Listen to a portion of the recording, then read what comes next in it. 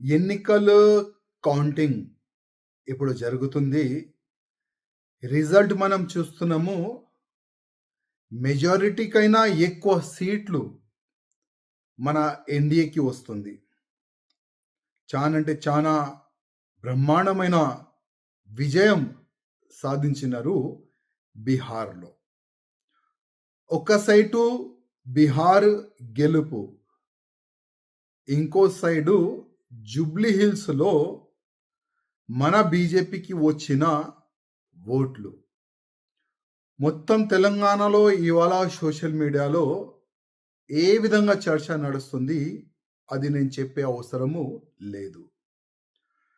గతంలో హుజూరాబాద్‌లో by election వచ్చింది. ఈటెల రాజేందర్ గారికి ఎట్లైనా ఓడిపియాలని కేసీఆర్ గారు చాలా కుట్రలు అక్కడ చేసినారు. కుట్రలంటే ఏ విధంగా కుట్రలంటే బూత్ క్యాప్చరింగ్ కానీ, ఆ బూత్‌లో ఉన్న హౌజెస్‌లో ఎంతమంది ఉన్నారు, ఎంతమంది ఓట్లు ఉన్నారు వాళ్ళకి కొననికి కానీ, ఆపోజిషన్ నేతలకు డ్రాప్ చేయనికి కొననికి కానీ, పోలీస్ ఫోర్స్ పెట్టుకొని ఎదురుంగా ఉన్న పార్టీ వాళ్ళకి భయపట్టడానికి కానీ, ఎదురుంగా ఉన్న పార్టీ కార్యకర్తలకి లాఠీ చార్జ్ కానీ, కేసులు పెట్టేది కానీ, అది హుజూరాబాద్‌లో బీఆర్ఎస్ వాళ్ళు చేసినా మనం చూసినాము. సేమ్ ప్యాటర్న్ మన జూబ్లీ హిల్స్‌లో కూడా రేవంత్ రెడ్డి గారు చేసినారు. అది నాకు చెప్పే అవసరం లేదు. కాపీ టు పేస్ట్ మన జూబ్లీ హిల్స్‌లో జరిగింది. ఇవాళ నవీన్ యాదవ్ గారు కాంగ్రెస్ నుంచి గెలిచినారు. నా నుంచి నవీన్ యాదవ్ గారికి శుభాకాంక్షలు ఎమ్మెల్యే అయినందుకు.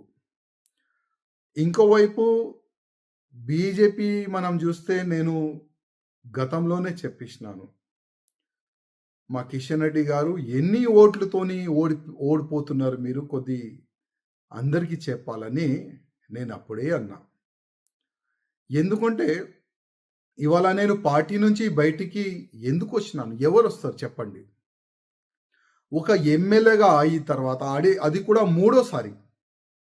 మూడోసారి ఎమ్మెల్యే అయిన తర్వాత కూడా పార్టీ ఇడిచి బయటికి వెళ్ళాలంటే ఎంత పెద్ద గుండె ఉండాలి చెప్పండి? బాధతోని.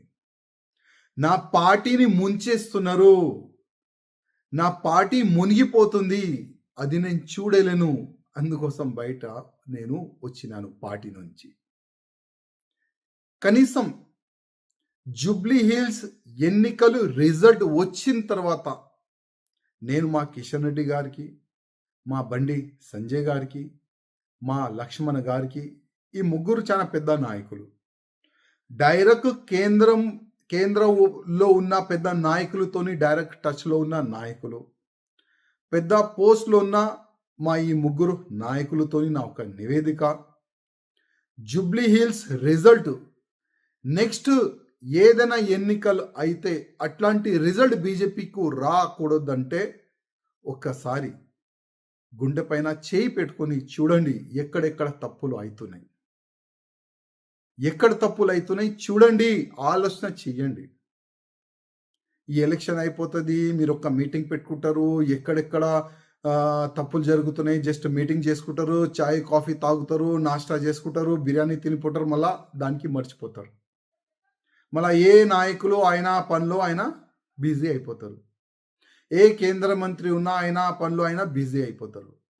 మళ్ళీ నెక్స్ట్ లోకల్ బాడీ ఎలక్షన్ ఉన్నది, దాని తర్వాత మున్సిపల్ కార్పొరేషన్ ఎన్నికలు ఉన్నది, దాని తర్వాత అంటే మొత్తం అసెంబ్లీ ఎన్నికలు కూడా వస్తుంది.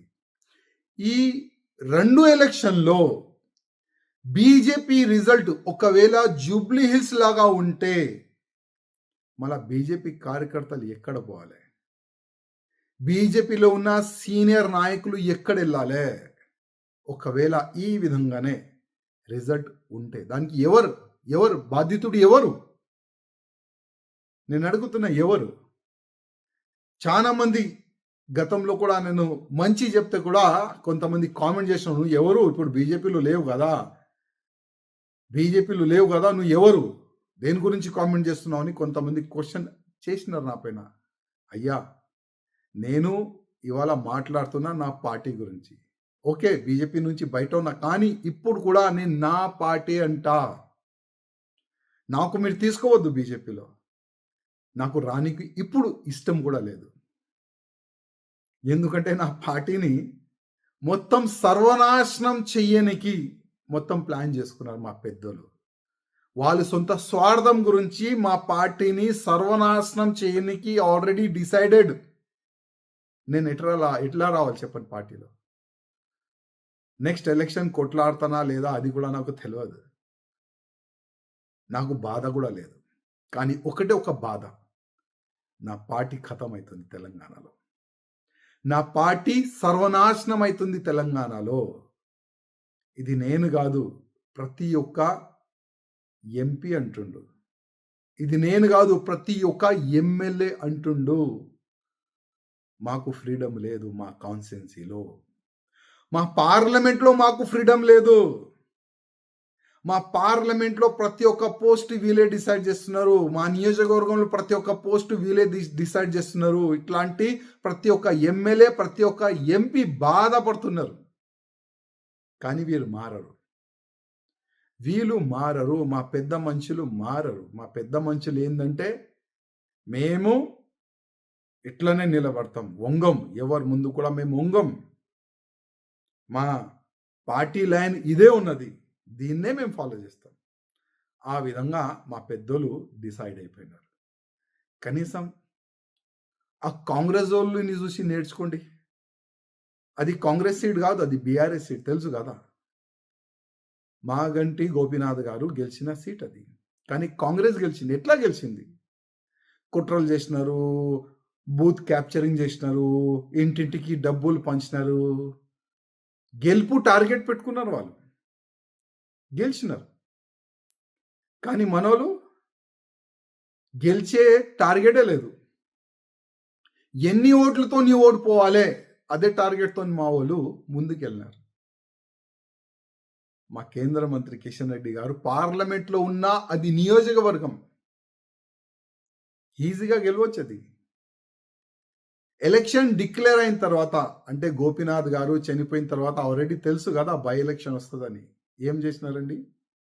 ఎందుకు ఆ జూబ్లీ హిల్స్ లో ఉన్న ఓటర్ని ఎందుకు చెప్పలేదు మేము ఉన్నాం మీకు అని? మా బీజేపీకి ఓటు వేయండి, మాకు ఇవాళ గెలిపియండి, మాకు గెలిపిస్తే నెక్స్ట్ బీజేపీ గవర్నమెంట్ వస్తుంది. ప్రతిసారి చెప్తారు కదా అక్కడిక్కడ, బెస్ట్ బీజేపీ గవర్నమెంట్ వస్తుంది, బీజేపీ గవర్నమెంట్ వస్తుంది. నాకైతే ఇంకా 50 సంవత్సరాలు అయితే కనబడతాయి బీజేపీ గవర్నమెంట్ వస్తుందని. ఈ విధంగా వెళ్తే ముందు, ఈ ముండితనంతో ముందుకెళ్తే బీజేపీ గవర్నమెంట్ ఇంకా 50 సంవత్సరాలు కూడా కష్టమే, చాలా కష్టం. నేర్చుకోండి, వేరే నేతలతోని కొద్ది నేర్చుకోండి. ఏ విధంగా గెలవాలి, ఏ విధంగా ఓటర్ని మన వైపు మళ్ళాలే నేర్చుకోండి. నేను ఏదైనా తప్పు చేస్తే, ఏదైనా తప్పు చెప్తే కూడా నన్ను క్షమించండి. కానీ బాధ ఉంది.